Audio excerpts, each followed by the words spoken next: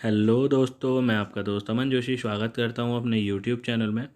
और आज हम पढ़ेंगे प्राचीन भारतीय इतिहास में चेर, पांड्य और पल्लव वंश। तो चेर वंश की जो राजधानी थी वो थी करुवर और या मुछीरी। इनका प्रतीक चिन्ह था धनुष। ध्यान रखें, चेर शासकों का प्रतीक चिन्ह क्या था? धनुष था। जबकि इधर पांड्य शासन चला, पांड्यों की राजधानी थी मथुरा और इनका प्रतीक चिन्ह था कार्प। कार्प क्या है? एक प्रकार की मछली थी कार्प। उसके बाद इधर था चौल साम्राज्य। चौलों की जो राजधानी थी वो थी उरैयूर। इनका प्रतीक चिन्ह था बाघ।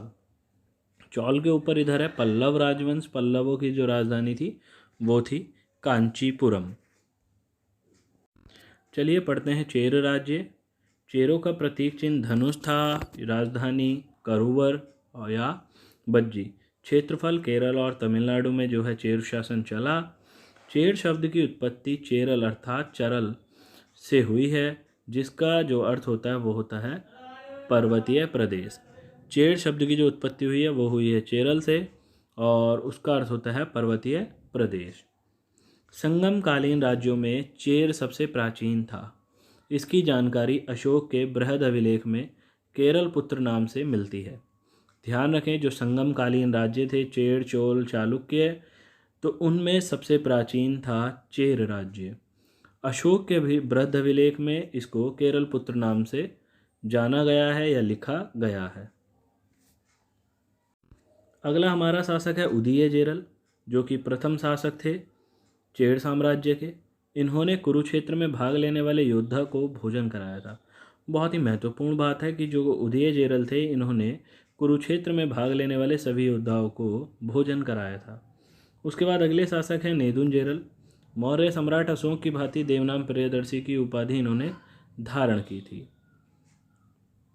प्रश्न किस प्रकार बनेगा कि अशोक की भांति देवनाम प्रियदर्शी की उपाधि किस चेर शासक ने धारण की थी? तो वो थे नेदुन जेरल।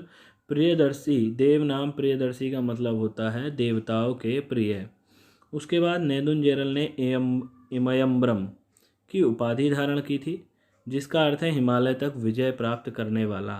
तो ध्यान रखें, किस शासक ने, किस चेर शासक ने हिमालय तक विजय प्राप्त करने वाले अर्थात इमयम्बरम की उपाधि धारण की थी?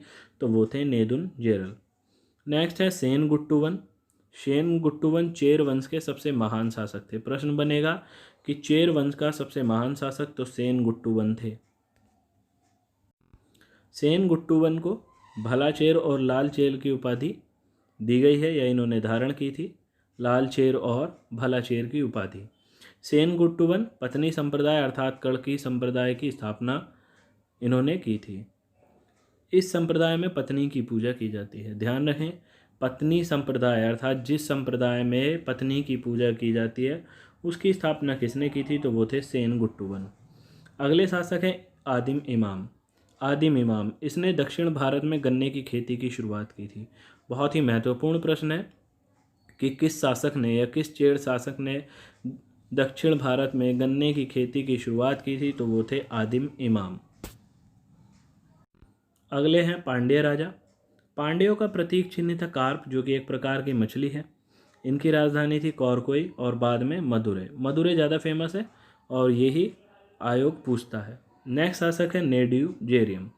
बहुत ही महत्वपूर्ण शासक था, सबसे विख्यात शासक था पांड्यों का। सबसे विख्यात शासक तो नेड्यू जेरियम। इसने रोमन शासक अगस्टस के दरबार में एक दूत मंडल भेजा था। नेक्स्ट शासक है नेडुयोन। इसने साम्राज्य में, इसने जो पांड्य राजा थे नेडुयोन ने, इसने समुद्र की पूजा की शुरुआत की थी। बहुत ही महत्वपूर्ण प्रश्न है दोस्तों। प्रत्येक दूसरे तीसरे एग्जाम में क्वेश्चन बन जाता है कि समुद्र की पूजा की शुरुआत किस पांड्य राजा ने की थी? तो वो थे नेडुयोन। अब यदि मैं बात करूं संगम काल के प्रसिद्ध नगरों की, तो पुहार तो बंदरगाह था संगम काल का। उरैर था चौल काल की द्वीपीय राजधानी और सूती कपड़ों का केंद्र। कोरकोई पांड्यों की तटीय राजधानी थी। मदुरै पांड्यों की राजधानी थी। कांची पल्लवों की राजधानी थी और मुजिरिस था चेर बंदरगाह। प्रश्न बनेगा कि चेर बंदरगाह का नाम, तो मुजिरिस, और पुहार क्या था? तो पुहार था बंदरगाह।